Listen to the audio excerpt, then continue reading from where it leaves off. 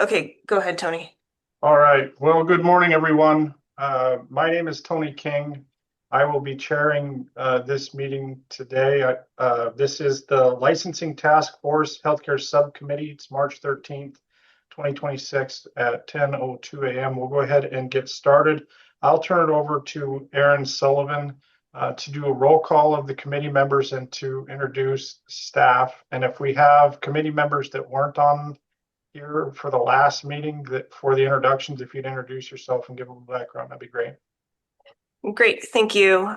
So good morning, everybody. I'm Erin Sullivan, Policy Analyst with the Department of Labor and Industry, and I will just go down the list, and I believe I got everybody promoted. I'm trying to promote one more person. I don't know if they've stepped away from their desk. Tony King.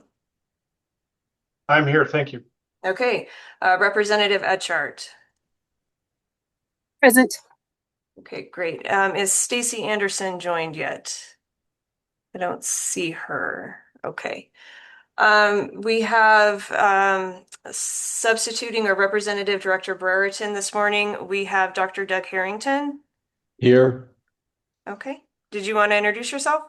Yeah, I'm Dr. Doug Harrington, State Medical Officer and Chair of the Governance Board for the State Hospital, and currently have PHSD as well. Great, thank you. Welcome. Dr. Serena Brewer. Present. Okay. And Webb Brown? Present.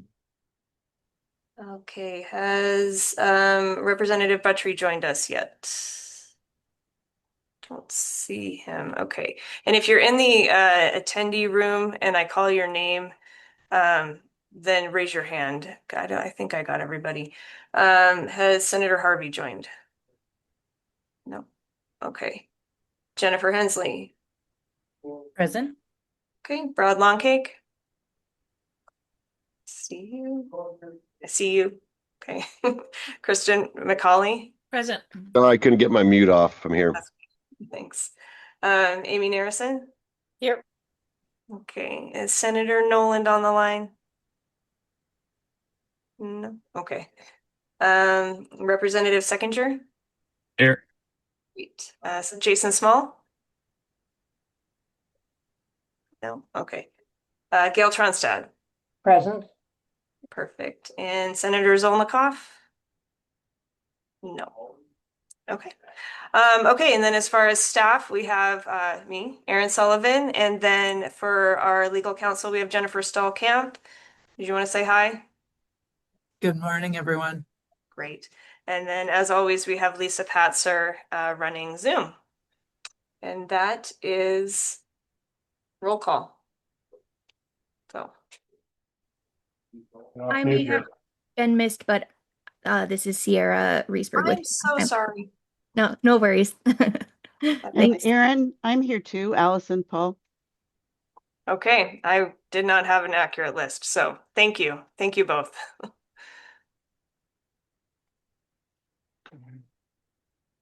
Oh, and I missed somebody.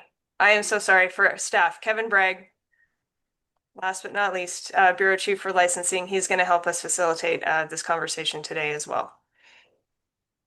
Excellent. Thank you, everyone, and welcome to the meeting. Thank you for the staff that have been working so diligently on this, and especially thank you to Ms. Sullivan.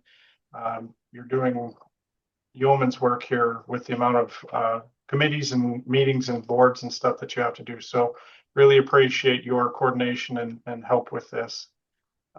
First item, just as a reminder to folks in the audience that are not on the committee, we will have public comment, but it will be at the end of the meeting.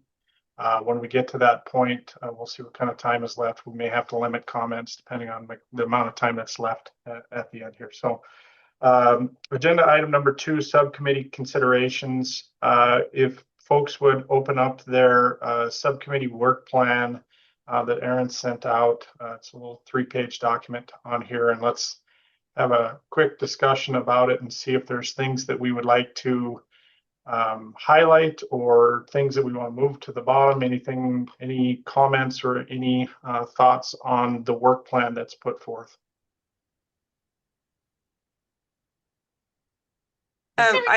Can I jump in real quick? Please. Sorry. So one thing that I do want the committee to just keep in mind is that in a month, on April 13th, is going to be the full task force meeting here in Helena, and that will be at the new Montana Heritage Center. If you haven't had a chance to take a look at that, it's beautiful. And so I'm very excited that and we get the room that's got the balcony. Apparently, there's one with a balcony that overlooks the Capitol.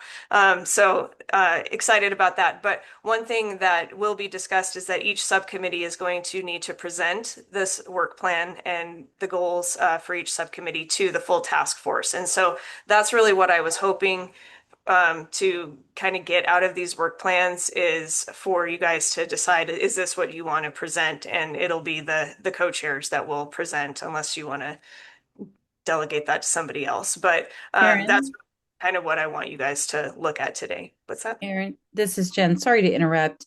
Could you share the plan on screen? I think Oh, yeah. Stacy's in chat, and I don't know that she's in front of a monitor or. Mm-hmm.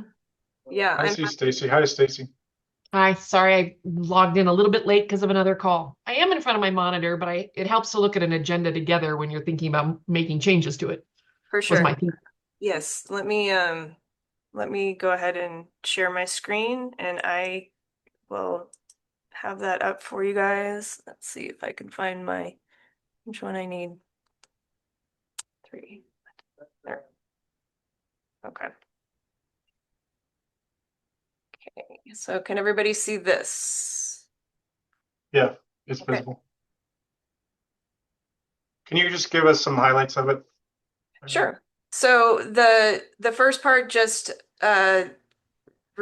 talks about how what's included in the document are the decisions that were made at the organizational meeting, and then a schedule of planned activities for the committee. And so if you recall, last month at the organizational meeting, everybody discussed several topics, and then towards the end of the meeting, we kind of lumped them together into what I consider kind of 2 main categories. And so those were potential administrative barriers for healthcare licensees, and there was quite a few things, but we kind of identified that some of those potential barriers could include background check time to completion, licensing costs, time to licensure, inconsistent standards, the national versus state standards for licensure and continuing education, and then potentially the board structure, like due to how like board meeting frequencies, there might be a longer wait time for review of non-routine applications. And so all of those topics that were discussed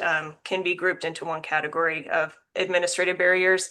And then the other thing that was discussed that can be considered kind of a broad topic is expanding pathways to licensure or increasing licensees in the state. And some of those topics were apprenticeships, interstate compacts, telehealth, the concept of endorsements instead of licensure, making sure that there's a full scope of practice availability for each licensee, and then out-of-state provider utilization. So I just kind of summarized what was discussed at the organizational meeting, and then I restated the executive order initiatives. That's at the bottom of page 2. And that's really all that is. It's just a summary of that initiatives and priorities worksheet, and just said that the committee reviewed these initiatives and identified that you're going to focus on these specific ones when developing your recommendations. And I won't reread that. And then I came up with and this is a draft work plan, and so this is what you can discuss, and it's a fluid document. You can update and revise to address scheduling or emerging issues, or to reallocate time to other topics. And so this is just a calendar. It shows when all of your meetings are. So we're on this second one, the gray one. And so you have your activities, you have organizational activities, committee topics, and then other issues that may come up. And so what I did was, since this committee had two broad topics, administrative burdens and pathways to licensure, I just picked the first one for this meeting and the next one, and then the second topic for the following two meetings. And so you can see we have for March 13th, we have administrative burdens.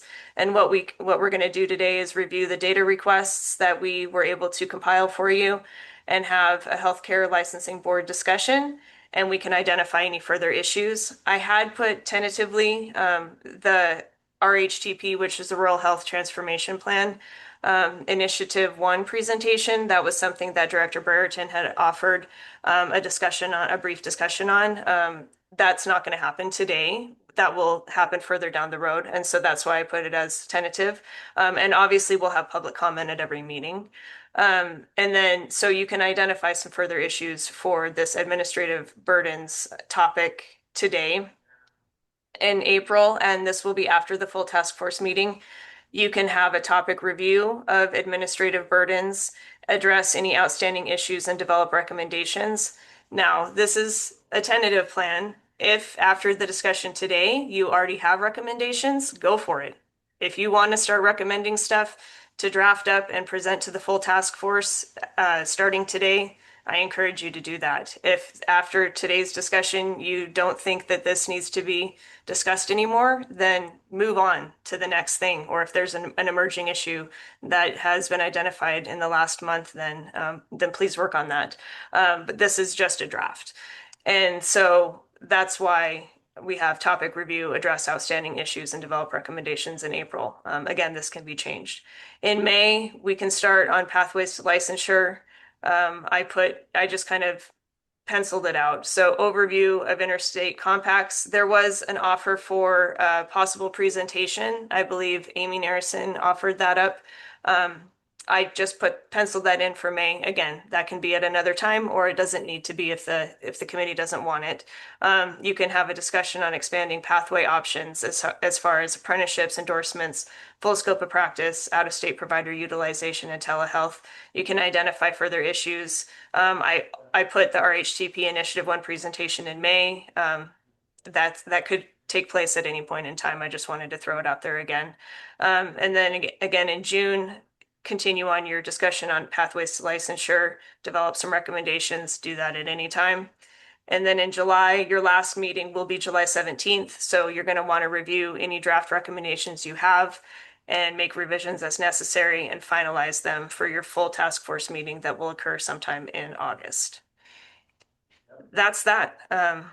So you can accept this, you can revise it, you can do whatever you want, but be prepared for the April 13th meeting with the full task force.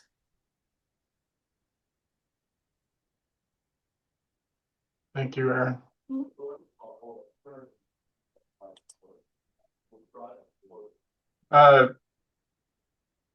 Jen, did you want to speak to you're sharing some things in chat. Did you want to speak to those? Sorry. I hit return too early. I just was really nerdy excited to see both the mean and the median included in the data that Aaron sent out, because I requested it and I think that's exactly what I'd asked for. And I just, because I'm heavy into seventh grade math world with my son, I wanted to put down in layman's terms a reminder of what mean and median, the difference between the two. Nobody else probably needed that refresher, but it was helpful to me, so offered it up. And I'm sorry for the distraction. No, you're fine. Okay.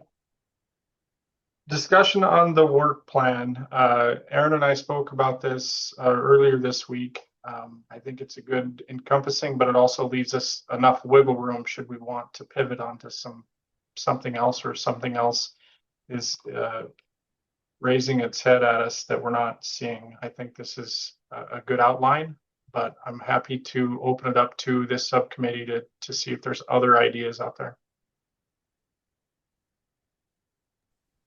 This is Kristen McCauley. I really like it. I think it gives us I think that the administrative barriers are probably easier to hammer out. And since we're going to be meeting in 1 month and with an expectation, I think that that's something that we can do. I think that the second half of that expanding pathways is going to take a little more thought and consideration. And so that gives us some time to be pondering that while we're spitting out our recommendations for barriers. I like it. Thanks, Kristen. Representative Etchart, you have your hand up. Thank you, Mr. King. Please let me know if this isn't the right time to bring this up. But what I'd like to discuss just briefly is not only do we have laws that cause administrative burdens, but in Children's Families Health and Human Services Committee, we were able to identify one specific rule that's actually very burdensome. And so, if at all possible, if there's one rule that's extremely burdensome, and Chair King, if you'd like, I can get into that, or if you'd want me to Please. do it at a different time. Okay, so there's a rule that we have that is right here. It is rule in the ARM 37.106.1936. And in that rule, the law that it's referencing is 50-5-103 and 50-5-204. And the law in itself, they are not very big or burdensome laws at all. But yet in the rules state that it gives a specific caseload that therapists can't exceed, which I find interesting that they did that in rule and that that's not in law. And then they also say that the therapist must be on site the entire day during hours of operation unless the therapist is attending a meeting off-site that pertains to one of the day treatment client's treatments. So, in other words, if you break that down, you have somebody working 8 to 5 Monday through Friday. They have to take a PTO day to go to the doctor's office, to go to an impromptu funeral of a neighbor or a family member. They can't go to their child's kindergarten graduation or lunch Christmas program. So I think that when we look at burdensome regulations, Chair King, we also need to take a peek at the rules. That was something I never thought that I would encounter, is such a burdensome rule. It's not even a law. So thank you for your time, sir. Thank you, Representative Etchart. It's a curious rule. And it maybe we can revisit some of that language for it when we discuss the licensing board discussion. Aaron, thoughts? Yeah, thank you to you both. And absolutely, that is a recommendation that you can put forth for the full task force to consider, as far as recommending to boards and agencies to revisit rules. One thing that I think Jennifer is, she just gave a thumbs up, was looking up as you were talking about that. So the ARM 37.106.1936 in reference to Title 50 is actually for DPHHS. Not saying that we can't make that recommendation, but that would be a recommendation for DPHHS to take a look at that rule. Not DLI. But rulemaking can happen all the way up until October. So that's exciting. Sure. Stacy, you have your hand up. Yeah, I want to build up on Representative Etchart's comment about a very specific role. Is that maybe this is my lack of clarity around the licensing task force, is that some of the requests and the comments I'm getting from interested parties are very, very specific about changing whether something's even licensed at all, right? And so that makes me a little bit uncomfortable, I guess I want to disclose, right? Because normally we would do this in front of a committee or, and I know there's lots of public on the also on the call. But is there any guidance or any recommendations from DLI staff about how to request to look at some of these very specific rules like Representative Etchart raised up? Sure. I mean, I can take that, and then I'll have Jennifer also talk about that as well. So the task force, this is the governor's task force. He's asking for recommendations from all of you as experts in your field and representatives of your industry to really look at the state as a whole and how the state is doing as far as, are there barriers to licensure? Is there anything that's stopping this, a particular industry from expanding its workforce? Or is the government being overly burdensome in its licensing requirements that's, stopping people from getting to work and excelling in these careers and stuff like that? And so I think, and this is maybe my take on it, is that he's looking for recommendations on what can be done either administratively or statutorily, to really kind of help with licensing reform. And it is specific to licensing. And I think that in the original, the full task force meeting back in February, Commissioner Swanson did try to make that, delineation that this is the licensing task force. And so if we could try to stay within that realm, within Title 37, there are some licenses that are not in Title 37, but they are occupational licenses. And, as much as we can stay within that lane, that would be helpful. I know there's tangential issues that have been brought up, but that is kind of out of our control as far as DLI goes. So obviously everybody has their own, like, well, this is my occupation, this is my license, this is my life, and so I want my problem fixed. And that's totally reasonable and I think valid. But from maybe if we could think of it from a holistic point of view, like this is the healthcare subcommittee. And so for healthcare occupations, what can be some general recommendations that this subcommittee can provide to the governor to consider? And these aren't going to be, yeah, what are some general recommendations that can be provided to the governor to consider? I don't know if that helped or not. And Jennifer, if you want to add on to it at all. I think you covered most of it, Erin, but to Stacy's, I think, second point about whether or not a license should be required or whether or not a license is currently required and doesn't need to be for public health, safety, and welfare. The task force, you absolutely should be looking at that, whether or not a license is needed in an area that isn't currently licensed, or whether or not there are healthcare licenses that aren't needed for a variety of reasons. So those things, but yes, I think anything within licensing is appropriate for the task force to look at. And I do appreciate Representative Etchert's deep dive into mental health licensing generally. It is kind of a weird situation that DLI licenses the individuals and DPHHS licenses the facilities or the programs.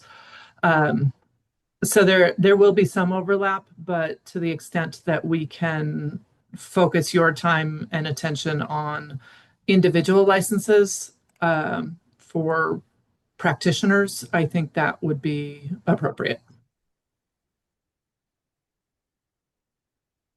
And is it okay that I stop sharing the screen, or did you guys want to continue to see that work plan? Well, I think we're good. Okay. Kristen, you have your hand raised? I was just going to speak to that point on when in looking at the multiple boards. I served on the board of nursing on the screening panel. I think we have the largest board licensing over 34,000 licensees. And we meet every 6 weeks and just move that to 4 weeks. And I think that when you look at the numbers of these things, like the massage therapy only met their screening panel, which would look at their non-routine applications, and those would only meet twice a year, which would totally hang up them because they're so small. And I think that just looks at the gamut of this. And I think that when we moved as nursing from every 6 weeks to every 4 weeks, we're still looking at the same amount of panels or the same amount of problems, but that our meetings are a little shorter, thank goodness, because the volume is tremendous. But I think that considering an increased frequency of an obligation for these screening panels to meet like monthly could increase the time to licensure, the review of non-routine licensures, and speed up that process. Furthermore, I think that consolidating some of these, I'd have to go back and look, but some of these licensees have a token physician, which you really need someone to oversee the medical part of the concerns of cosmetology or some of these allied healthcare things. But that time is real precious. And so if we can consolidate some of these boards that need to be overlooked by medicine and then have the frequency of these boards more regularly, I think we could improve safety, improve efficiency of time to licensure, and also value the time that we have seeing patients and such. Sure.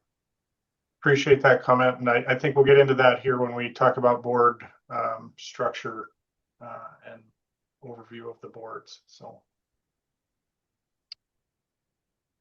any other thoughts or comments on the work plan? Anything that people want to see added in there, changed, revised? Mr. Chair, Jen? to be clear, in future meetings, we would have the opportunity to adjust the work plan as well, correct? Of course, of course. Thank you. I just wanted to clarify. Thank you. Yep. This just gives us a good template to, especially when co-chair Etchart and Aaron and I work through this as we're planning our upcoming meetings, just kind of gives us an overview. So Dr. Harrington. Yeah, I'm not sure if this was brought up at your initial meeting, but I spent a lot of time trying to facilitate licenses for employees approaching the health facilities division. And one of the issues that frequently comes up is reciprocity with other states. In other words, as an example, a psychiatrist wanted to come back to Montana and had worked 10 years in another state, and getting their employment records was very difficult. And I noticed that Montana is not part of the Enhanced Nursing Licensure Compact, which is a multi-state agreement. And those seem like simple things that we could approach. Just to be clear, the boards have been extremely helpful at helping us facilitate licenses, but it's not really good for us to be doing that routinely. And so whatever we can do to enhance collaboration with other states outside of the Intermountain Medical Licensing Pact with doctors, but I'm thinking specifically of nurses, where we have a significant shortage, and CNAs or psych techs and social workers. Would really like to find a way to facilitate those licensing issues and harmonize our requirements with potentially other states so that we could effectively establish some sort of reciprocity. I know it's a complex topic, but it's just a suggestion for consideration. Okay. Appreciate it. Other things for the work plan, or as we get organized here.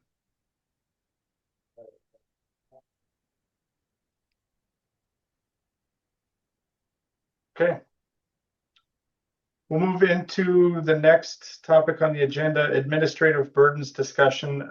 This subcommittee has asked for a certain amount of information as we get set to work through some of the issues here, and I'll turn it over to Erin to report back on what she was able to find.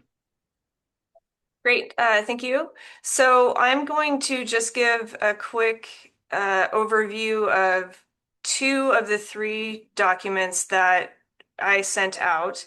And I have asked Kevin Bragg, there he is, to sit in on the panel today because he is the licensing bureau chief, and so his team was the one that helped pull this information together. And so he's the best one to, between the two of us at least, to answer any questions that you have, or provide some clarity. But I'll just go ahead, and I think what I'll do is I will share my screen so we can all look at the same thing together, if that's helpful.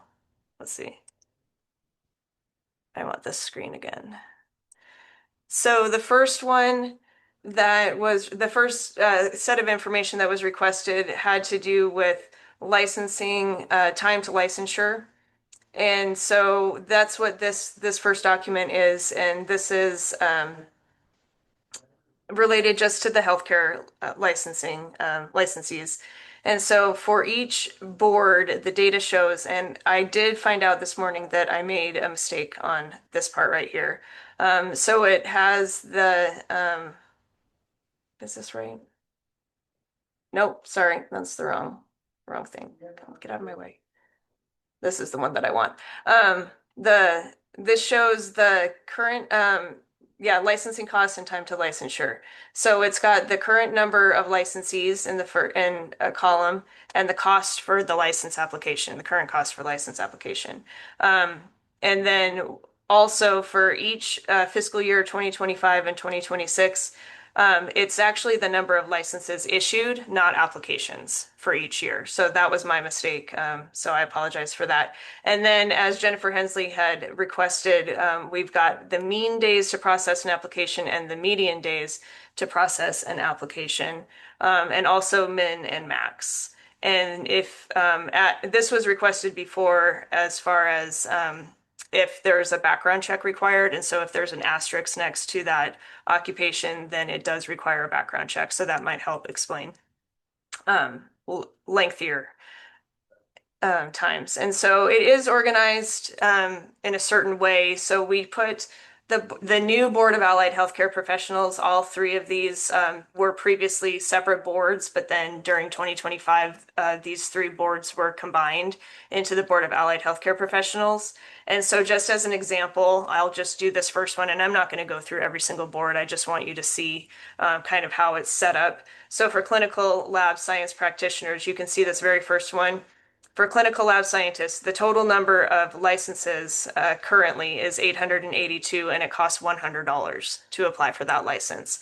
In fiscal year 2025, there were 98 licenses issued, and it took a mean of 29 days and a median of 15 days.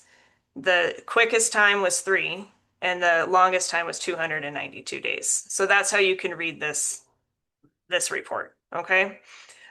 So going down, you can see that we have the Board of Alternative Healthcare, and then the Board of Behavioral Health has a lot. And you can see over here, like these ones, they all require a background check, right? And so you can see that there's a lot more, higher max times, almost a year for some of these. That could explain why it's so long because of background checks. I don't know. And then we did condense this down so it didn't look like such a long report. So you can see that there's some boards that have only, like chiropractors only have one occupation really that they license. They have an impairment evaluator as well, but so those are condensed onto one. We pulled out oh no, we didn't, sorry, Board of Medical Examiners. EMTs are still on here. Now keep in mind that those are now a program. But as of this data, they were part of the Board of Medical Examiners. And so, yeah, so that's this report. And again, Kevin, I will explain the second data sheet that kind of goes along with this, and then you guys can have a discussion and ask Kevin any specific questions that you have on this one. And then again, just to show you this is a new board of Physical, Rehabilitative, and Developmental Healthcare Professionals, and it combined these four boards: athletic trainers, occupational therapy, physical therapy, and speech language pathology and audiology into one board. So we did put all of those together. And then down at the very end of this report, we have our programs. And so these are the not, these don't have boards, these are just programs. So the licensing division handles these. And so we have genetic counseling, hearing aid dispenser, and pediatric complex care assistants. I don't know why there aren't the total number of licensees on these. I'm sorry. Okay, so that's that one. And then gotta get, sorry. Okay, and then the other one that I wanted to show you that you can discuss is the meeting frequency. And so what we pulled together is our screening panel. And so you can see that is SP in this table, and full board, and that's FB. And so for each board, we have data going back 5 years, well, including this year, so it's only 2 months worth. But from 2022 through up until 2026, we have each board and how many times the screening panel met and how many times the full board met. And then down at the very bottom, you can see the total number of screening panel meetings each year and the total number of full board meetings, and then the total number of board meetings. And so you can see it's been pretty consistent in the last at least 3 years. And the reason why I wanted to show the screening panel and the full board panel is that in 2025, we moved non-routine license applications reviews to screening panels. And so that's why you may see an uptick in screening panels from starting in 2026, because those non-routine applications could be reviewed a little faster because they're going to go to the screening panels instead of the full board, and screening panels meet more frequently. They tend to meet more frequently than full boards. So you can see like medical examiners, the screening panel met 13 times in 2025, but the full board only met 4 times. So, and then just how this is organized, again, allied healthcare, these 3 boards combined under this one. And so you can see, obviously, they all met separately up through 2025. And then allied healthcare, that new board has met once in 2026. And then the physical, rehabilitative, and developmental healthcare, the new board hasn't met yet, but they met separately in 2025. So that's how this table is organized. And I will stop talking about this information and I'm going to stop sharing, but I can reshare either of those reports as you discuss it and have questions for Kevin. Thanks, Aaron. I know we have a couple hands up here, but I wanted to give Kevin an opportunity here to kind of discuss I guess the department makeup of license, who's in charge of licensing these folks?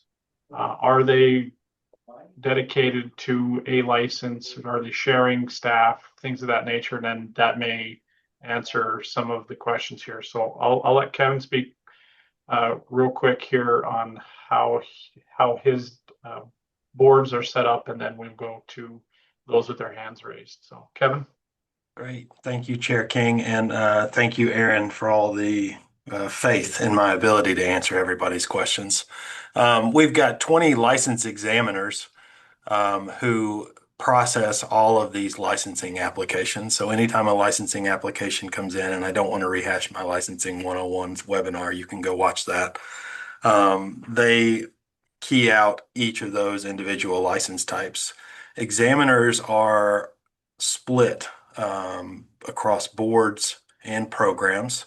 And so it is certainly possible and most likely that we have license examiners who are working with multiple license types.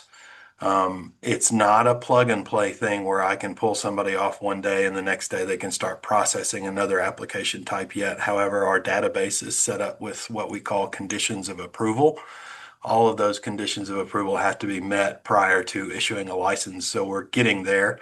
But right now we've still got staff that are splitting time across different license types. With the exception, I think we have a couple of dedicated nursing examiners just because of the sheer volume of applications that we get for that board. But staff does a very good job at working through those. In general, we try not to change them frequently. Obviously, as soon as we change somebody off one license type to another, there's a learning curve there. That's how we're processing those applications right now.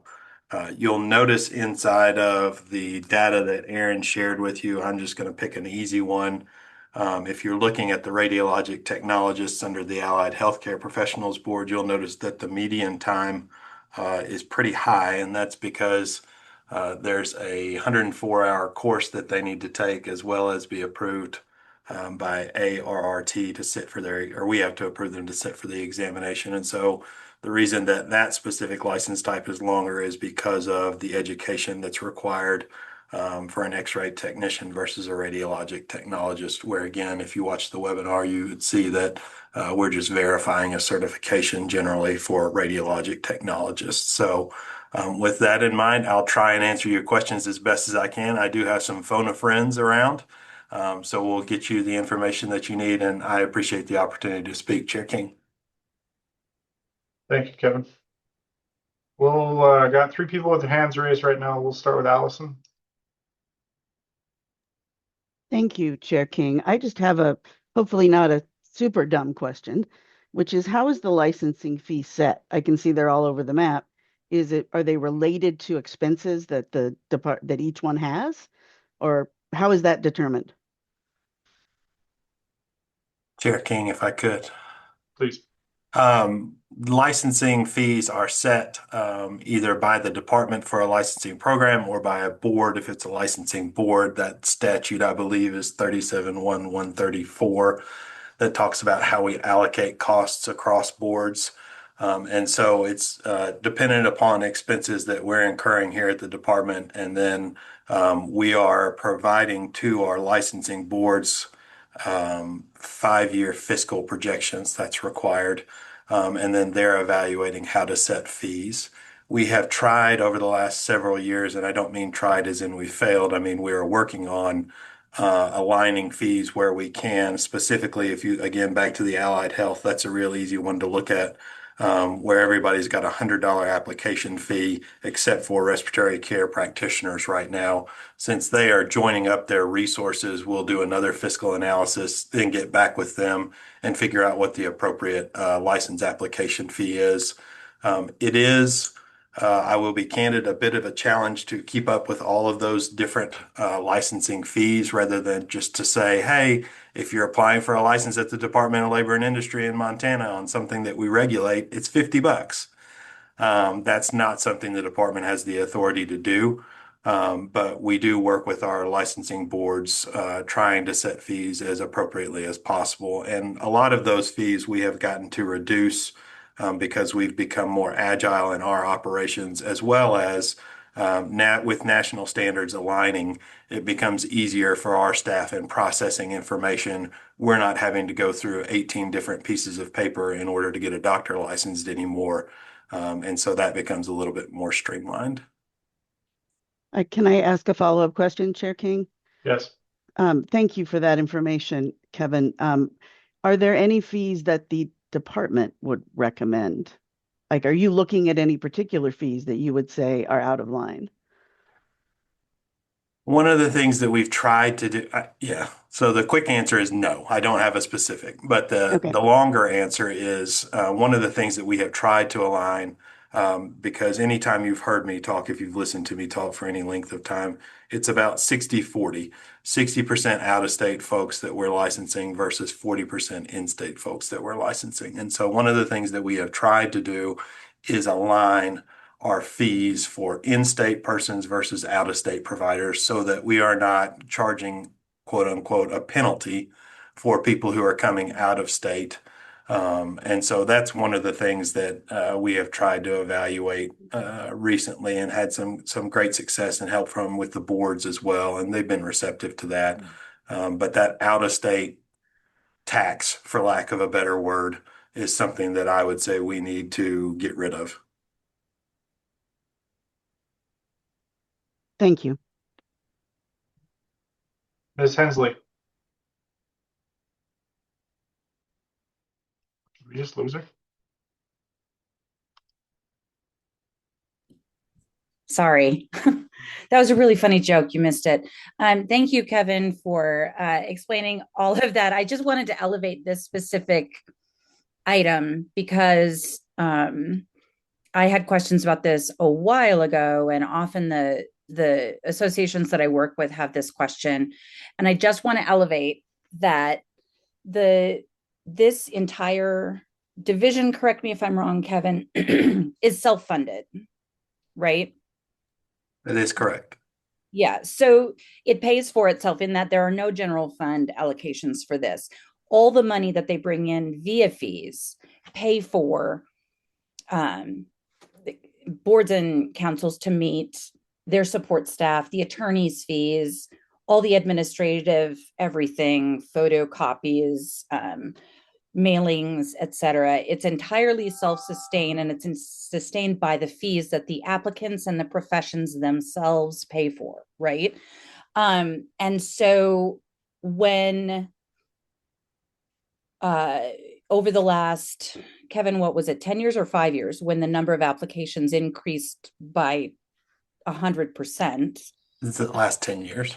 Last 10 years, that means that the income has increased by 100% the last 10 years. However, the number of staff have not increased by 100%, right? The department hasn't doubled their staff. And I want to elevate that point specifically because the department's gotten much more nimble and efficient. There's an economy of scale at work there, of course. And some stretch in staff, I think, is expected and in fact appropriate. I know that's not always the politically appropriate thing to say, but I do think it's appropriate to increase staff if the workload has doubled. I don't know that efficiency has necessarily covered all of that. So I just want folks to keep that in mind because these licensees are paying the fees themselves. They're sustaining their own regulatory structure with their own fees. And if that means a choice between decreasing fees or keeping the fees the same and increasing the number of boots on the ground to increase speed of response or accuracy of review, then I think that that's an appropriate conversation to have at that time. But it's an important point for me, at least, to keep in mind that these licensees are paying for their own regulation. It is being carried out by the state of Montana with this amazing staff that looks for efficiencies at every point, but it is the licensees that are paying for it, right? And this is something that I know that Senator Hertz has driven home. Then Senator Artson in 2015 requested a studies of state licensure fees and occupations, and that study is available.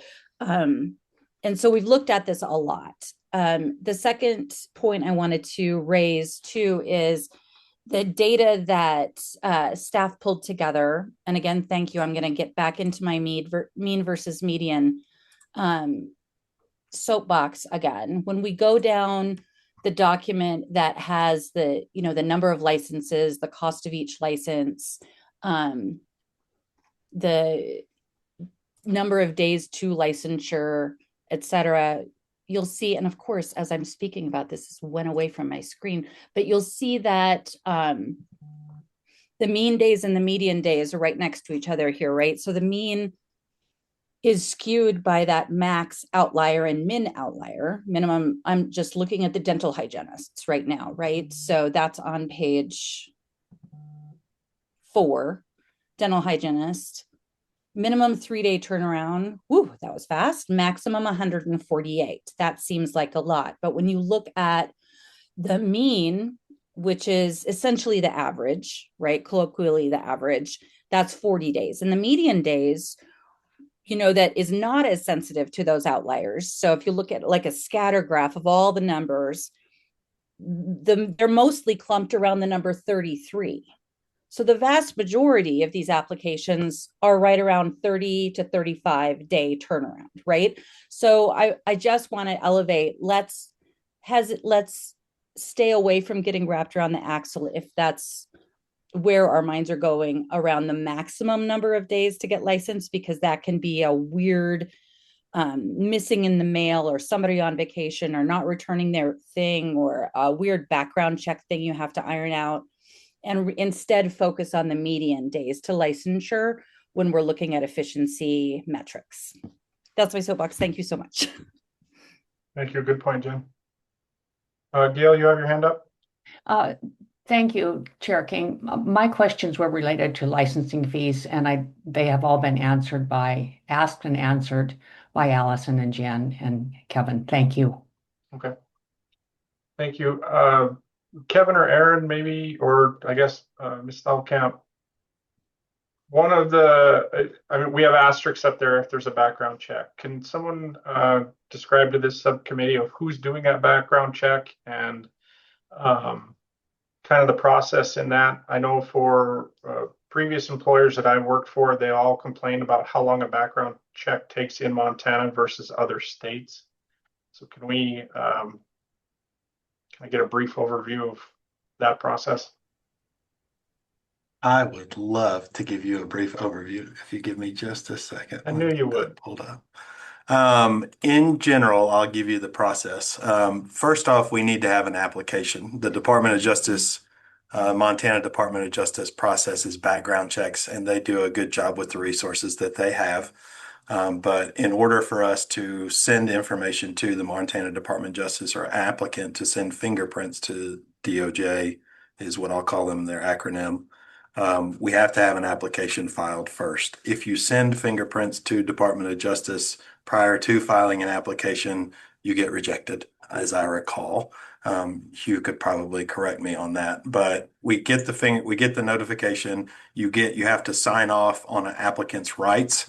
That tells you that you have the ability to contest the results that come from your background check. Sometimes we get people with things on their records that aren't them because they share a name with somebody else. And then what happens usually is there's one of two ways people get fingerprinting done. They either go to their local jurisdiction, usually sheriff's or police department, and get their fingerprints printed onto a card that gets sent off to the Department of Justice via snail mail. And that adds a significant amount of time. I think I gave it during the webinar time. I think it's around 3 to 4 weeks. I wouldn't swear to that. Anyways, let me pull it real quick, Tony. Anyways, they either get it done at the local jurisdiction, or the other option is they can come to Helena and get their fingerprints taken at the Department of Justice at the Division of Criminal Investigations over on 11th Street. And that process works very quickly. And so those are usually turned around in about 1 to 2 weeks. The fees are relatively the same, except the local jurisdiction can charge a little bit more because there's obviously an additional cost there. And then what happens is that those fingerprints are submitted to Justice. They do a state search, and then they will send off to the national database and wait for results. Usually we get results back based off a set of fingerprints, a good set of fingerprints, assuming they were all taken correctly, which sometimes becomes an issue and people have to retake. But there are also times where the fingerprint search won't yield any results or doesn't calculate right, and then they do a date of birth search. And so again, if you do it in person here in Helena, it's much quicker. If you send it in, it adds about 3 to 4 weeks worth of time. Department of Justice, again, does a very good job with the resources that they have. What happens after they get the results back is those are transmitted to us here at Labor and Industry in a secure manner. Upstairs on the 5th floor is where that room is, in case you want to come knock it down.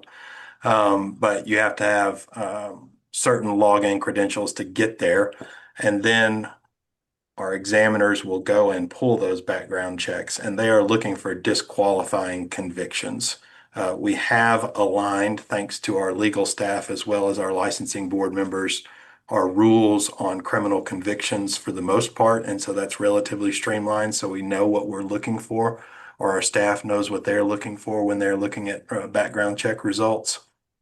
And they will then take off of the results from the Department of Justice, and then they'll put a notation inside of the licensing record, not what the specific crimes are, just whether or not there was a disqualifying criminal conviction. And then at the point that you have some type of criminal conviction that's required for either the department to review or the boards to review, that's when you start that non-routine process that really adds a significant amount of time waiting for another board meeting. And again, not because the board has chosen to make people wait, just because of the frequency and availability of our board members. So again, do an excellent job, and they do make themselves available to us. We just have to make sure that we have a quorum before we can make those decisions. So I think that's a long-winded answer to it, but that's a general overview of the background check process. Senator Nolan, you had your hand up?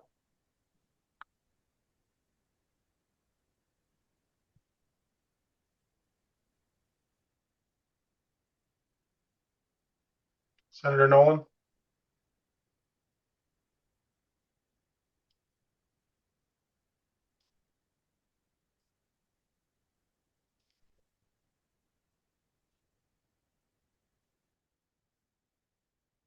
Okay.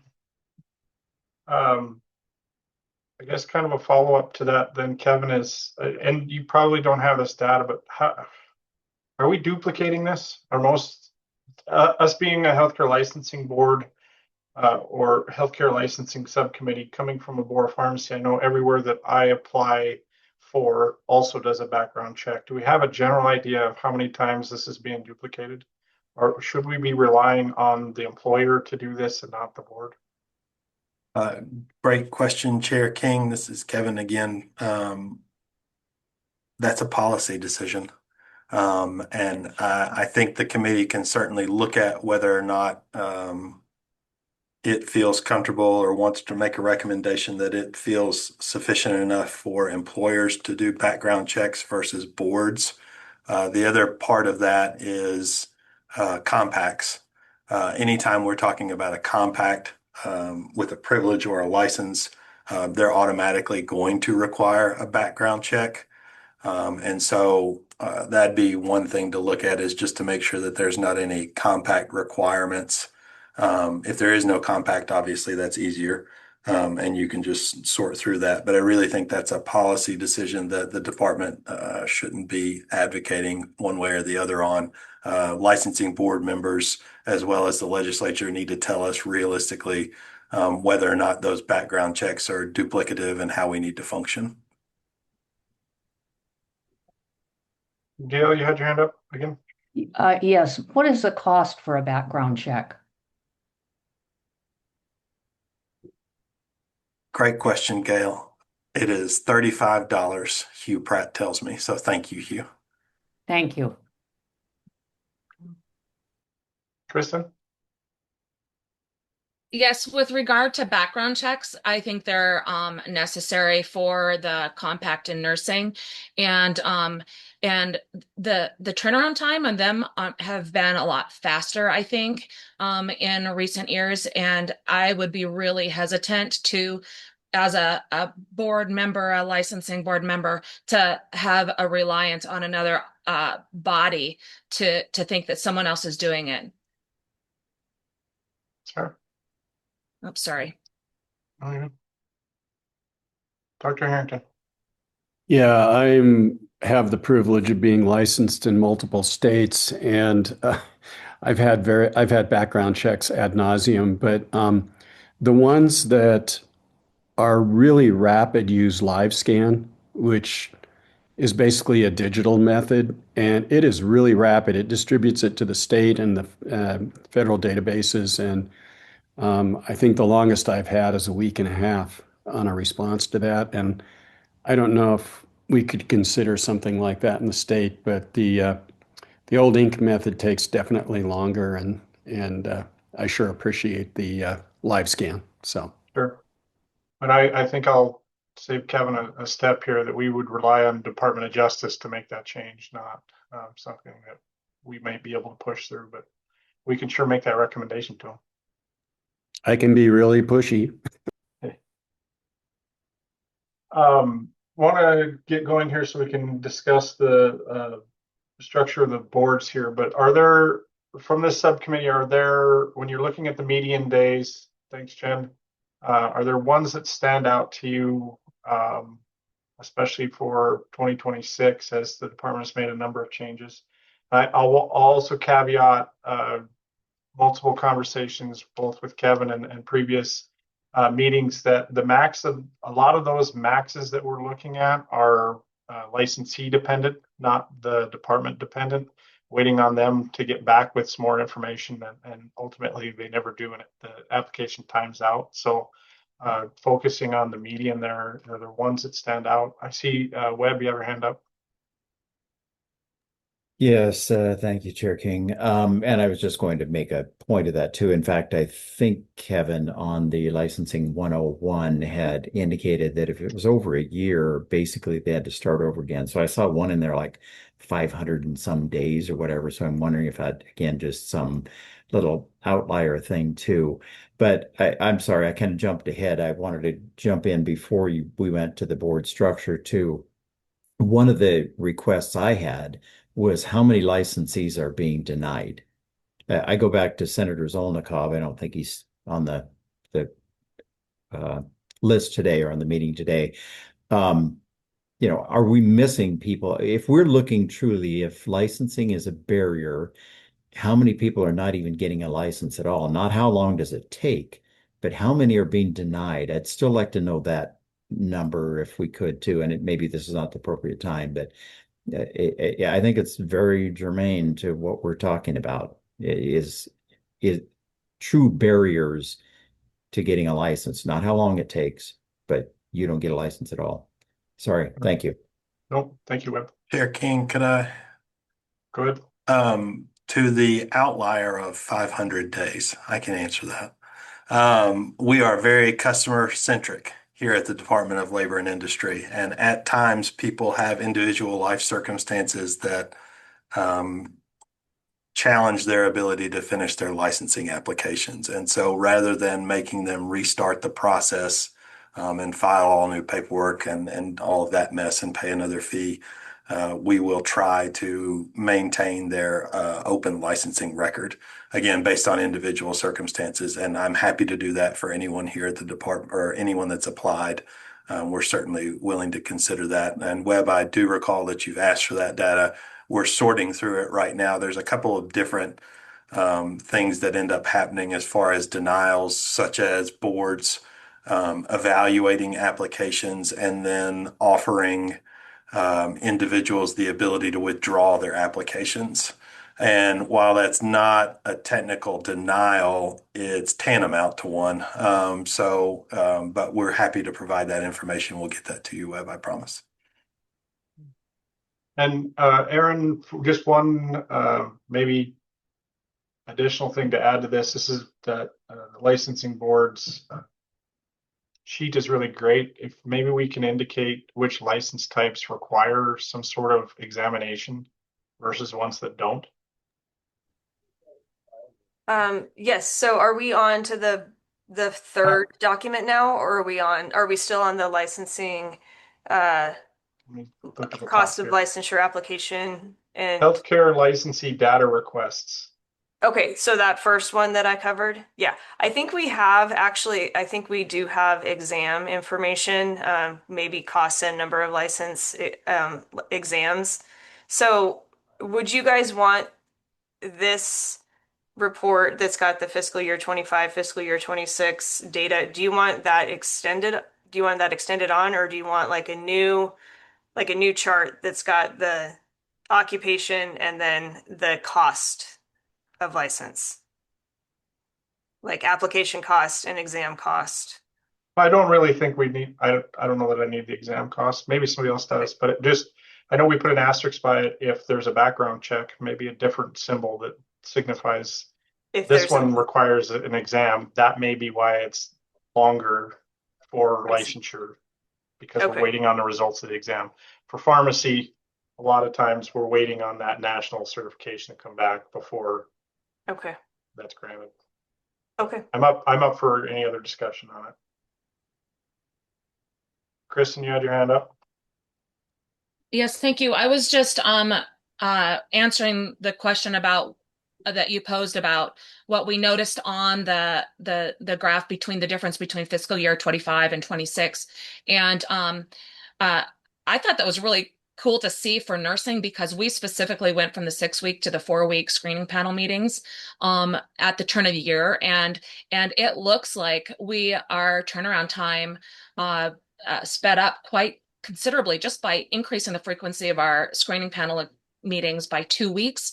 And so we're at, and I noticed that same trend with medical examiners. They sped up just in the course of the 1 year or the fiscal year change here. And so I don't know why they have, but I was going to ask why pharmacy was 40 to 100 days in that, and it was that licensing exam turnaround. So that explains that. But I can see like the nursing home administrators, theirs are really long, but they only do 450.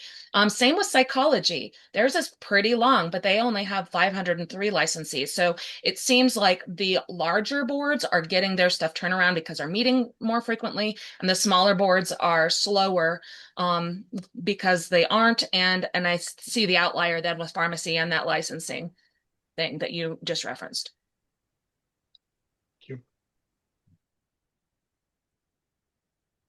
Other thoughts on this before we go to licensing board structures?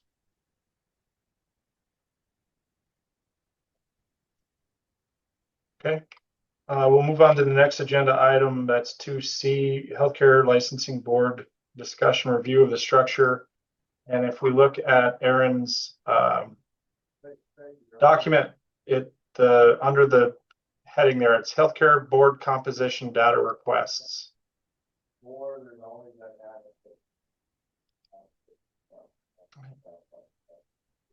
Did you want me to explain this one? Just okay. Yeah, quick 1,000 foot. I can do that. I'll go ahead and share my screen again. I actually have it up this time.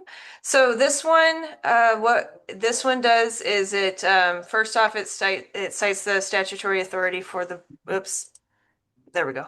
It cites the statutory authority for the board, and then it goes through and it has all of the different license types that the board licenses. And then if the license type is represented on the board, it's in bold. If it's not, then it's in italic. We also have active licenses and then the number of board seats allocated to each license type, and then some percentages. And so we'll just do one as an example. So maybe we could do a couple. So for the Board of Alternative Healthcare, you can see there's 5 license types under the Board of Alternative Healthcare, and that is per statute. So 2-15-1730 is the Alternative Healthcare Board. And so there's 2 acupuncturists that sit on this board. There's 2 direct entry midwives, 2 naturopaths, 1 physician in obstetrics, and 1 public member. And so you can see there's 8 members, and so 25% of the board are acupuncturists, and like 12.5% of the board is a public member. And then you can see the active licenses and then the percentage of representation of total licensees. So there's 179 acupuncturists licensed, and so that represents so the board representation, acupuncturists, is 43% of the total licensees in the Board of Alternative Healthcare are represented in those 2 board seats. I hope that makes sense. Aaron, Yes, can I make a quick comment on alternative healthcare? sure. There's caveats for everything. So the direct entry midwife apprentice license type went away with House Bill 414 from last legislative session. So there's not actually a total of 76 midwives. So if you're looking at that number, it's a little bit skewed higher because we've included apprentices inside of that number. So if you've got specific questions about boards, we can certainly answer those, but just want to call that out while you're going over it. Okay, thank you. So that's one example of one that you can see where not every license type is represented. There's some subcategories, would be this new Board of Allied Healthcare Professionals. As you saw in the previous report, clinical laboratory scientist actually has 3 different license types. The clinical laboratory scientists have 2 board seats out of 7. But the clinical laboratory scientist, which is, I guess, the highest of the three, it includes a laboratory specialist and technician. Those are the three different occupations under clinical laboratory science practitioners. They have two board seats between those three occupations, which is 28.6% of the board. There are a total within these three occupations, there's a total of 1,158 active licenses, which represents 26.5% of the total number of licenses under this board. So that's how you can read this report. And Kevin did the all of the number checking on this for us, and so he probably can answer more questions than I can. So I'll pass it back to you, Tony. Thank you. Can you just highlight, you or Kevin just highlight the Board of Physical, Rehabilitative, and Developmental Professionals, as that's kind Yeah, of sure. Oh, let me scroll down to that one real quick. Where did it go? It's in alphabetical order. So this one again is the combined board. This is another consolidated board we did last session. So this one had um, the Board of Athletic Trainers, and then the Board of Occupational Therapy, which is right here, the Board of Physical Therapy, and then Speech Language Pathology and Audiology. So those were four separate boards, and then in 2025, those four boards combined and became the Board of Physical Rehabilitative and Developmental Healthcare Professionals. And so their allocation is four physical therapists, four from between physical therapy and physical therapy assistant, right? So those two occupations have four board seats. Between those two occupations, there are 2,251 licenses, which is 51% of the total of 4,430 licenses within that entire board.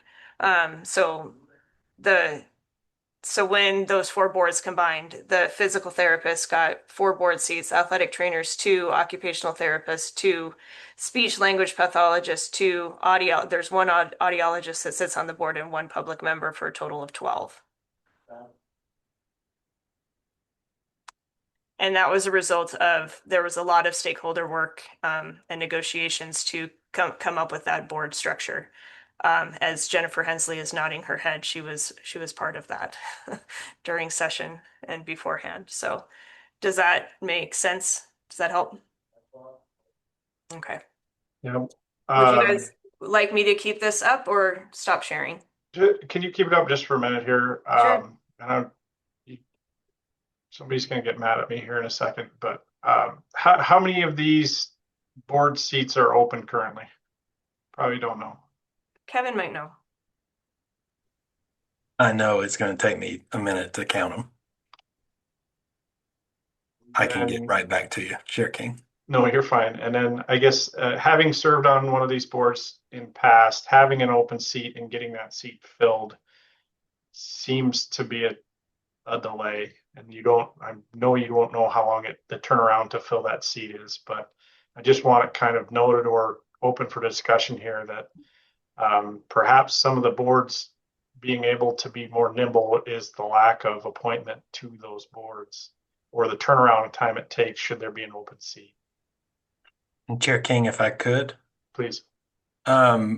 Appointments go through the governor's office, so they're not something the Department of Labor and Industry has any specific control over. We're certainly happy to intake applicants and find applicants where we can. It is a considerably difficult task I can't make somebody serve on a board. And it is certainly a time commitment for those of you who are board members or have served in the past or do it anywhere else in a nonprofit capacity. So at times we struggle to find members. Public members generally are the ones that we struggle to find the most. However, sometimes we have provider shortages as well. The governor's office does their best. They have 160 boards and commissions plus boards and commissions. And so at times, licensing, believe it or not, I am not front and center all the time, but they get to them as quickly as they possibly can. And we try and collaborate with them where we can to make sure we have appointments open. We currently don't have that many open. I didn't bring up the sheet because Tony said don't worry about it. But I can get that back to you all as well. I'm happy to provide you that information. It'll also come out based on a bill from Senator Carlin last session. So it'll be in our governor's report this year, a little bit more information about specific members and time and delays as far as appointments. That will be inside the governor's report that comes out in the middle of this year. One thing I will say, I think that, and again, I am just staff. You can take this wherever you like to go as a task force.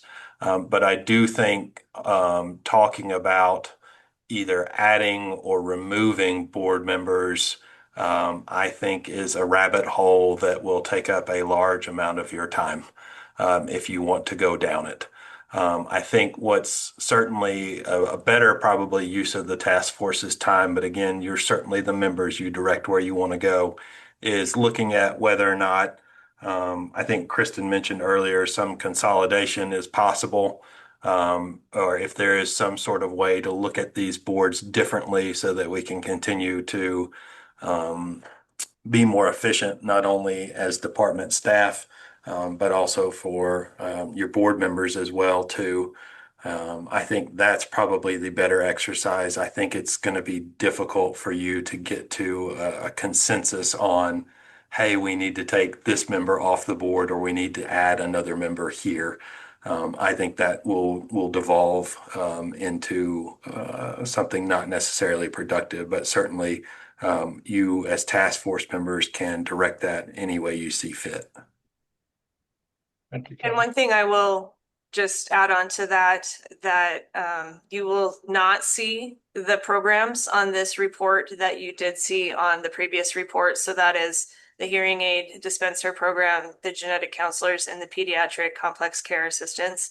And that is simply because they're not boards. They are run by the department, and they all, well, the hearing aid dispensers previously was a board, but there in 2023 it was moved over to a licensing program to help with costs and low number of licensees and stuff like that. And so as you're considering costs and whatnot, that could also be an alternative if this task force wants to look at that.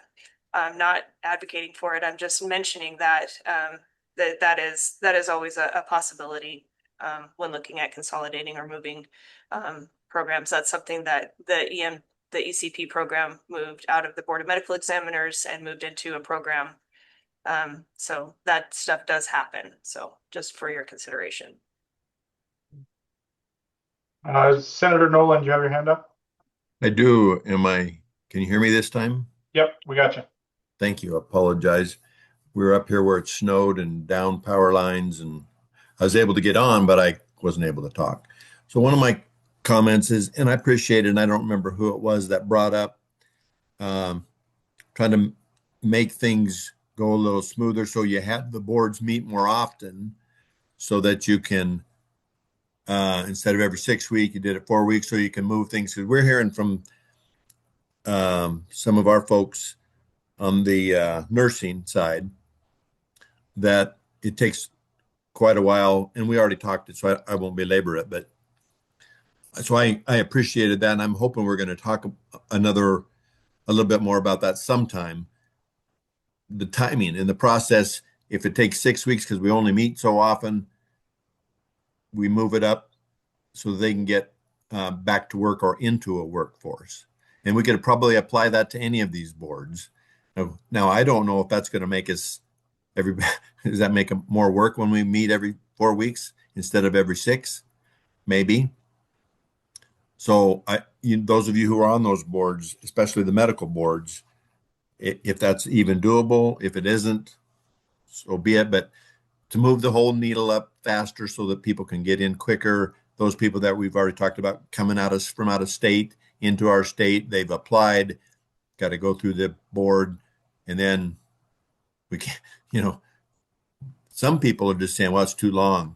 I went and did something else. And we need the nursing program really big. Thank you, Mr. Chair. Appreciate it, Senator. Kristen? Yeah, so just touching back on the comment about board structure and efficiency, the the concern in public comment has kind of been, well, you don't want to have it too consolidated, or you worry about having someone that knows what's happening for that specific licensee. I would uh, maybe consider the fact that our unprofessional conduct in 371316 is really the same across these, and the majority of the complaints or concerns or the non-routine applications fall under previous infractions or background check things. And so you don't need someone specific to that when you're looking at like conduct and the safety parts of that. It really does come down to the arms and the details of that practice. And so I don't see a problem with consolidating some of these smaller ones. And seeing that done more frequently. And to answer Senator Nolan's remark about if it's doable, I know it has been doable for nursing, and by meeting more frequency, you're still seeing the same complaints, the same non-routine applications. The total number is still the same, and so the total time is different. In some ways, it's easier to say, oh, the first Tuesday of every month is the meeting. The only thing that, and this can be determined within each individual board, is maybe for consideration of oh, now we're meeting every single month instead of every 6 weeks or every 2 or 3 months, is you put that at a day where you can run into the end of the day, and it instead of the beginning of the day. It's harder for staff at the department, but might allow for the more frequency of visits or of the meetings to meet the needs of the people that are serving on the boards. Good point. Jen?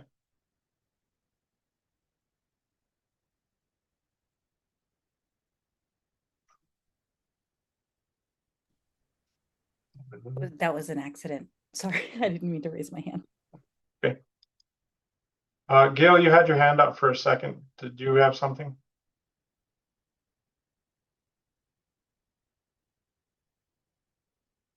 Okay. Oh, I believe I'll pass on that. Thank you. Okay, thanks, Gail. Any thoughts? And again, I kind of agree with Kevin here that I don't know that we need to do a deep dive into makeup of the boards in and of themselves. And I was reminded that in 2023 legislative session, that was kind of reviewed and discussed there. Again, we want the boards in and of themselves to represent the safety of the public is first and foremost on those. So we can leave it up to the boards themselves and or the department in their assistance to try and make sure that what is there is adequate for ensuring public safety as well as representation. But is there anything here that stands out? Anything else that we want from the department? Do we want to know dedicated staff per board? Do we want to know inspection folks per board? I'm just trying to think of what else might give us a good frame of reference. Jen, you're back. Right. So if you've already gone over this in a different subcommittee, ignore this suggestion. But I do want to make sure all of the folks on this specific committee, as well as the entire task force, are aware of what sort of, I hate to use the phrase man hours, but the number of employee hours go into one single meeting of a board. So public notice, the creation of a board book, what a board book is, notice of the Zoom, that the recording of it, the preservation of the data, the cost to preserve the data, et cetera, all of that. I want to make sure that everyone understands it's not like this subcommittee where we're meeting, like we can just say, yes, let's meet twice next week. And it wouldn't be that incredible of a lift. Whereas these boards, when they meet, it is a remarkable lift. And so I want us to know what we're asking for if we're asking for them to meet more often. Does that make sense? It does.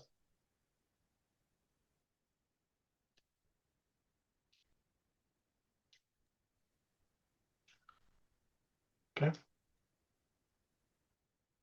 Well, we're coming to that point of the meeting where we have all of the data that's been presented. We've discussed it. Now it's time to open up and see if somebody wants anything else, anything additional, thoughts about the data, what we want to use it for, and kind of prep for the next meeting. So,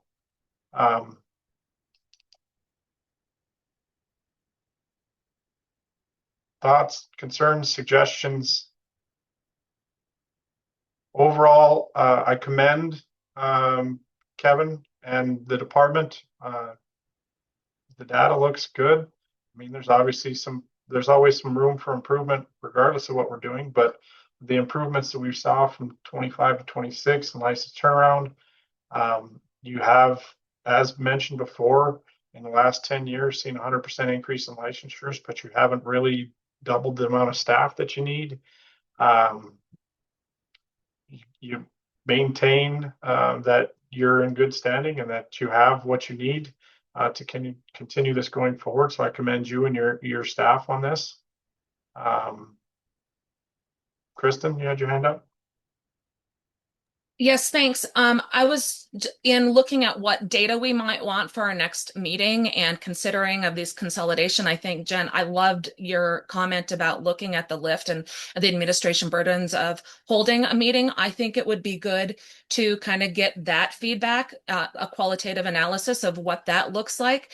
But I'd also think it would be worthwhile to reach out to some of these smaller boards and get some information, some qualitative data from some of these smaller boards, like where would you see yourself if when we consolidated? Like, what does psychology think about the possibility of working together with behavioral health and maybe making those two more efficient together? Or look at some of these boards where you have a token physician. What is massage therapy? Where would they see themselves if they were combined with another board? And chiropractic the same way. Get some feedback from these board members of these smaller boards before we make those decisions for them. And nursing home administrators, they're a small board. In optometry, where would you see yourself if you were in a combined board, knowing that we all have to practice under the same unprofessional conduct? What would it look like if you made the rules? Before Aaron jumps out, I'll just quick correct you there. We can't do it for them. We can make a recommendation. Right. Thank you. But yeah, and we need to keep it in the frame of licensure more for the task force than essentially what we're doing otherwise. So Aaron, you came off mute, so. Yeah, so just a question for you, Kristen. So and then keeping in mind we have about a month to collect this data and feedback. What would you recommend or suggest how the department could query the boards? In the consideration of efficiency and license reform to get everybody in more quicker turnaround time for screening panels. There is consideration for consolidation of your board. If in considering, and maybe they need the data, maybe they need to see how many are in these other things. Where do you think your board might be a good fit to work with another board? So are you asking us to just email the board members and ask them this question? I mean, I'm not asking for help in how to frame the question. Oh, just yeah, like, I think that direct conversation with the individual boards, okay. I would receive that really well. I think that as a board member of nursing, I think we need to maybe have a conversation. What do we think about maybe taking nursing home administrators under our wing? I don't really like that, but and we're too big as it is. But if we were looking at something like that, I think that the professionals on those boards would receive that well. Okay.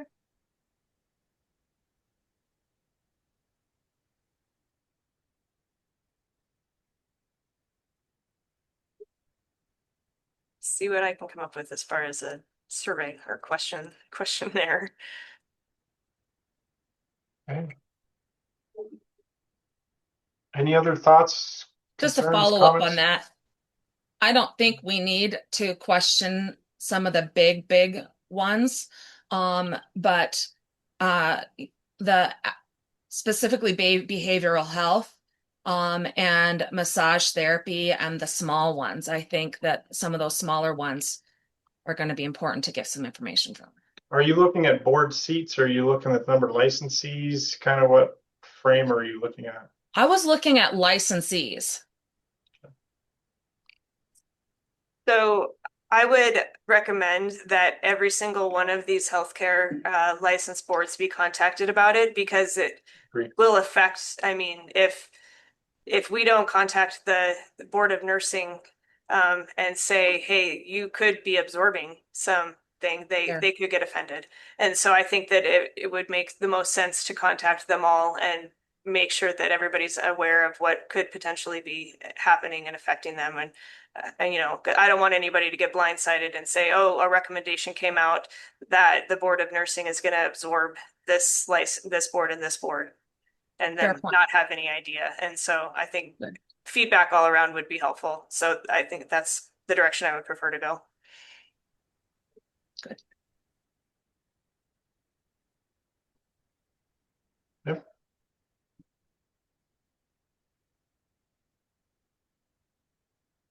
Other thoughts? Anything that this subcommittee would like thinking of the next meeting, which we'll discuss here in just a second, but anything else we want to kind of mull over or look into before we meet in April?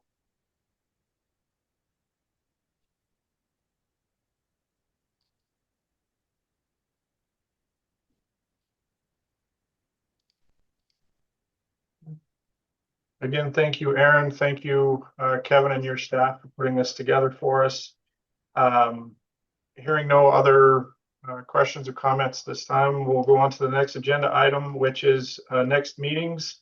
So right now we have Friday, April 17th, 2026, 9 a.m. And remind me, Aaron, we're assigned to this, but does quorum count in this? Do we need to have a majority or anything? No, The quorum no, is who's we here? don't need to have a quorum because you guys aren't voting on anything. And so, yeah. Okay. And then I will give a heads up to everybody that starting with the next meeting and moving forward, we have scheduled all of the meetings for 9 a.m.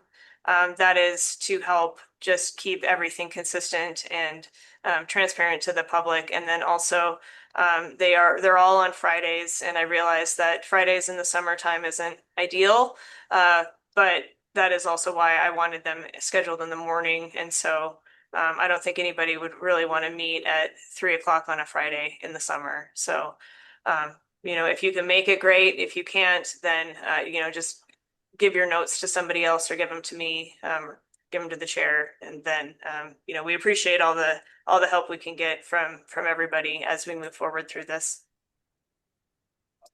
Okay. Future meetings, due to the work plan that was laid out, you know, you can take a look at that, but after April, we have May 15th, June 12th, and July 17th. So again, thank you, Aaron, for putting that together. And it's nice to be able to schedule that far out. Wish my work life had that schedule.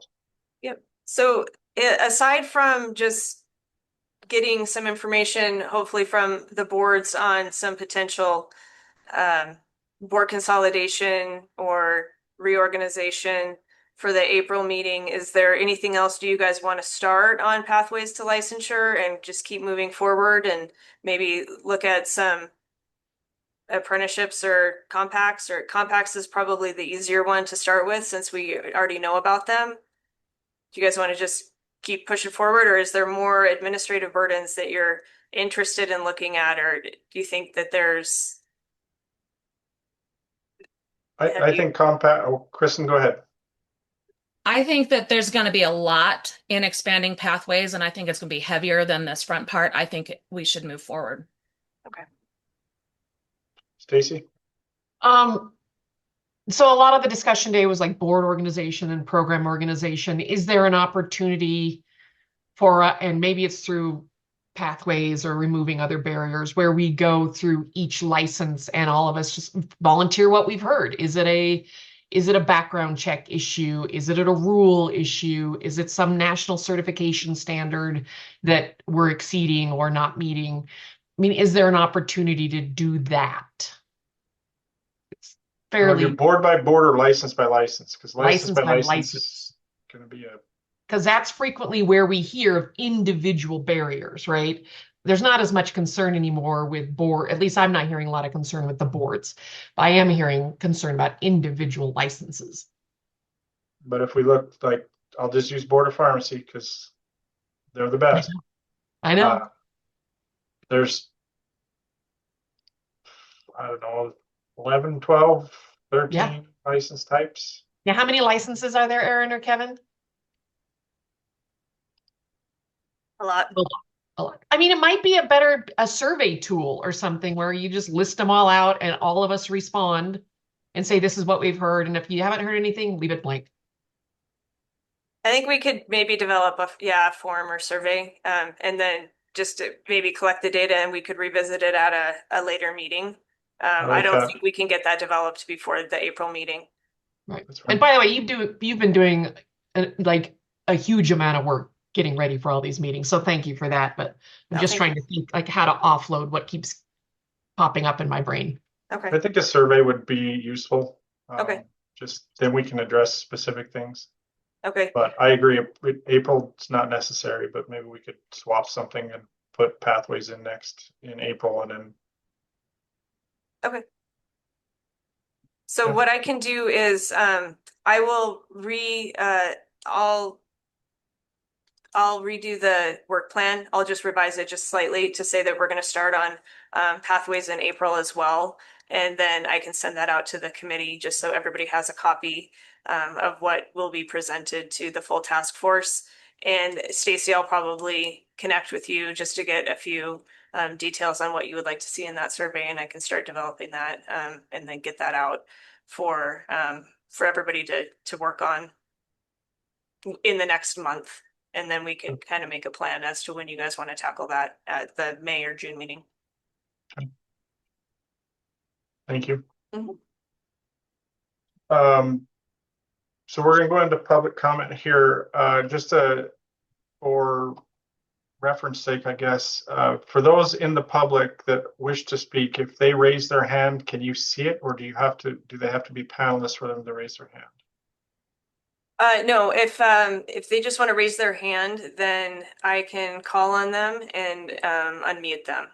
Okay, I just want Yep. to just wanted to maybe get an idea of how many want to speak, as we've got 20 minutes left and I want to ensure everyone gets an opportunity. So if I ask them to raise their hand now while I read the public comment statement, is that allowable? Yep, go ahead. Okay. The subcommittee now offers the public in attendance an opportunity to comment on any public matter under the jurisdiction of the subcommittee that is not on the current agenda. The subcommittee cannot act, but will listen to comments and may ask staff to place the issue on a future agenda. The chair may limit the comment period to proceed with the subcommittee meeting. And as a reminder to those wishing to speak at this meeting, we ask that you state and spell their first and spell their last name for the record, so that we can have it in perpetuity. So, Aaron, how many roughly? Okay, if you want to provide public comment, please raise your hand now if you haven't already. I have 3. Okay, that's it. Please try and be brief. Please try to keep it to things that we are not on our agenda. I won't limit it at this point, but if you get to the 5-minute mark, we may ask you to wrap it up. So go ahead, Aaron. Okay, the first is Walter Clapp. Okay, can you hear me okay? Yes. Yes, sir. Hi, I'm an attorney based out of Red Lodge. I am speaking on behalf of professionals I represent, but also consumers. I believe that our current Department of Labor and Industry practices of legislating, essentially executing and adjudicating licensing standards, and claims against licensees are unconstitutional for at least 4 reasons. I urge you to consider these factors as you consider to dig in the hard work of licensing reform. I threw some of the cases in the Q&A function, but I first turn your attention to the U.S. Supreme Court's recent decision in SEC versus Jarsky. In Jarsky, the U.S. Supreme Court ruled that the SEC's enforcement of fines without a jury trial violated our fundamental right to a jury trial. I'll note that the Montana Constitution's protection of a right to a jury trial is actually more protective than the U.S. Constitution's. Today, evidence is considered on licensing decisions not by a jury, but an administrative law judge, usually an executive branch lawyer. And then introducing evidence on appeal requires quote unquote good cause. Second, I just turn your attention to West Virginia v. EPA, another U.S. Supreme Court case, and Loper Bright Enterprises v. Raimondo, which further indicate the U.S. Supreme Court's approach of clawing back legislative delegations of authority to executive branch agencies. Finally, in the matter of Austin Miles Knudsen, I'm sure all of you have heard about this case. Looking at the due process violations that can become inherent in the process of having panels of competitors or supervisory folks investigating things with sometimes agendas.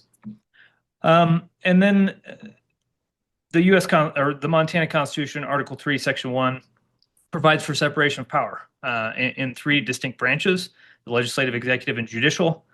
Obviously, efficiency dictates that we compile those in some no small manner.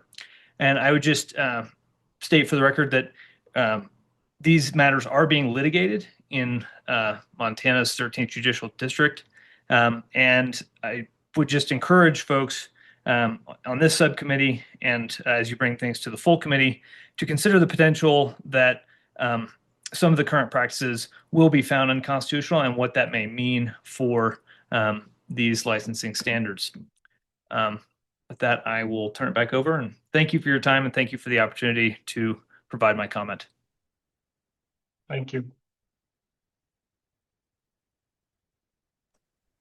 Sorry, Adam Meyer.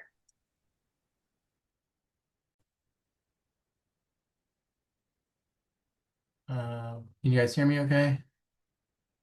Yes, sir. I don't see the ability to turn on my video, so I'm sorry for that. Members of the subcommittee, my name is Adam Meyer, M-E-I-E-R. Thank you for your vital work to optimize and streamline licensure in Montana. As a frontier rural state, you guys know that Montana faces major healthcare access challenges. Patients often wait months or travel long distances for care. The rapid advancement of AI, though, in healthcare offers a powerful solution to this crisis. AI can handle routine diagnostics, expand access to care in our most remote areas, and free up human doctors to focus on complex cases.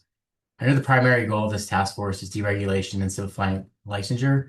However, we cannot deregulate what does not yet exist. And right now, Montana has no framework for AI in the practice of medicine. Across the country, we are seeing other states rush to fill this void with outright bans or overly restrictive regulations. So Montana should take a different path and lead with a pro-innovation approach. I recommend the subcommittee develop options or recommendations for state licensing frameworks for AI medical services that account for various capabilities and autonomy levels, from advisory tools to fully autonomous services and systems. A great starting point for this is the Cicero Institute's AI Medical Services Act. The framework treats AI not as a dangerous product to ban, but as a clinical service to be safely licensed. It ensures accountability and patient safety while welcoming critical innovation to solve workforce shortages. Because this directly addresses the access crisis, I ask that you consider including an AI healthcare licensing framework discussion in your May 15th meeting, or maybe it sounds possibly April as well, on expanding pathways to licensure and or increasing licensees in the state. We at Cicero would be happy to join or present on that bill or model language in that framework. So that's all I have. Thank you for your time and for working to keep Montanans at the forefront of healthcare innovation. Thank you. Thank you, Adam. Thank you. Okay, and then finally we have Nathan Staley. Hi, everybody. My name is Nathan Staley, Stahley, and I'm the Executive Director for the Montana Social Work Association. And I'm really just grateful that this work is happening. I just want to thank you all for taking time to be a part of this task force and this committee. I'm just eager to continue to be involved where I can and support your work. A couple of things I wanted to just highlight through the great conversation today. I think one thing that I didn't hear, and again, maybe I missed it, but the idea around board vacancies. There's lots of boards, and I think consolidating boards is an idea worth considering. But I would just be very curious around, are these boards at full capacity? Have appointments been made in timely to ensure boards are at full capacity to be successful? So that was one thing I wanted to highlight. I want to also say a couple of things. Just I really appreciate the idea of engaging more folks in this information gathering at the survey that was mentioned. I really want to say thank you for suggesting that. Some of the other things I heard, I want to just elevate. We've been working on the Social Work Interstate Compact for the last year plus, and I do think we could provide information to this committee down the road on that. And I would encourage anyone to reach out if there's anything I can do to support that. A couple other points around alternatives. I heard exams come up, and I wanted to highlight, at least for social workers and across the United States, there are jurisdictions looking at alternative pathways to licensure. And right now, we have to pass the ASWB exam. That's the social work exam. There are states that are changing that. They're creating an alternative. So there's data out there around, the pass and fail rate. I've talked with plenty of social workers who just simply can't pass that exam. They've tried several times, and eventually they withdraw their application as a social worker. So they're not necessarily denied their license, but they withdraw because they cannot become one. So when we think about barriers, I'd urge the committee to consider alternative pathways. Some states are doing more supervision hours and other things to ensure quality, but eliminating a requirement of an exam. So I'd encourage that as something to consider. And then finally, the other thing I just want to raise some attention around is, we're seeing like insurance companies creating barriers for us to practice. Just last month, Blue Cross Blue Shield made it so trainers, providers in training and behavioral health can no longer work with patients doing telehealth unless they have a supervisor 100% in the same vicinity. So telehealth is being challenged by insurance companies, and that is limiting our ability to provide care. So I wanted to raise that as another opportunity for you all. And with that, just again, thank you for your time. I really appreciate all the work you're doing. Thank you. Thank you. Any late hands, Aaron? No, that is all for public comment. Okay. Thank you everyone for your time and attendance today. Really appreciate the input and discussion. We will consider this meeting adjourned. Thank you. Thank you. Thanks, Tony.